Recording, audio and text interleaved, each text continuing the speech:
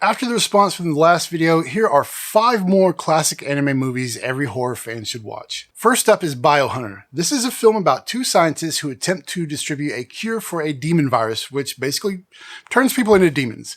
Shit gets real when one of them becomes infected, triggering a battle with his own inner demon while trying to save the lives of others. It's got demons, it's got gore, it's got action, but I'm pretty sure I can convince you to watch this one with just 3 words: titties with teeth. Biohunter is currently streaming on Dailymotion. Now, if you love psychological horror and you enjoyed Black Swan, you're probably going to love Perfect Blue. This is the story of Mima, member of famous J-pop group Cham, who leaves all that behind to become an actress. But all is not well as the lines between reality and madness begin to blur when an obsessed fan and a ghost from her past start stalking her. Perfect Blue is dark, it's suspenseful, it's creepy, and it's one of the best psychological thrillers ever made.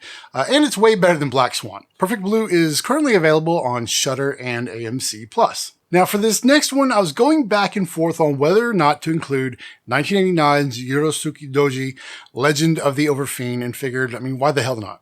So, every 3,000 years, the human world and the demon world and the man-beast world are united by the rebirth of a super god known as the Overfiend. During the course of the 4-part saga, man-beast Amenojaku must find the Overfiend and ensure a safe future for all 3 worlds. Now, this one has a lot of graphic violence, a lot of graphic blood and guts, and I was at the tender age of 16 when I rented this from the video store, and at that time I was still kind of figuring out what I was into, and after watching this, I quickly realized that tentacle assault was not it. Urotsukidoji is a classic in the same way Debbie Does Dallas is a classic, and it's credited for kicking off the popularity of tentacle prawn, if you know what I mean. Now, if you are brave enough, you can watch the uncensored version right now on hanime.tv, and that's HANIME.tv.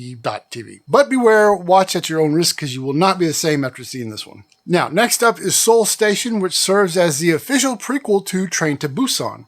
The film takes place in and around Seoul Station just as the zombie apocalypse begins and focuses on 3 main characters and how they navigate the beginning of the end. First, if you haven't seen Train to Busan, I highly recommend it. It's probably one of the better zombie films I've seen in a while, and Seoul Station is no exception. It's a great addition to what could be a fantastic franchise, and is currently streaming free on Tubi. Now, finally, one that almost made the first list is 1987's Wicked City.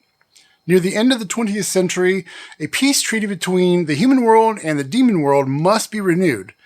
2 members of a secret police organization called the Blackguard must protect the signatory at all costs. Now, I wouldn't say there's a lot of gore in Wicked City, but there's definitely some great action sequences and disturbing creatures.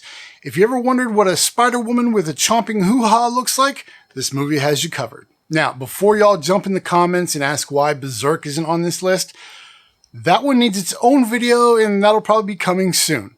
Now, if you want more content from me, head over to chaoticpop.com, and there you'll find my link tree with links to all my socials and my other platforms and all that good stuff.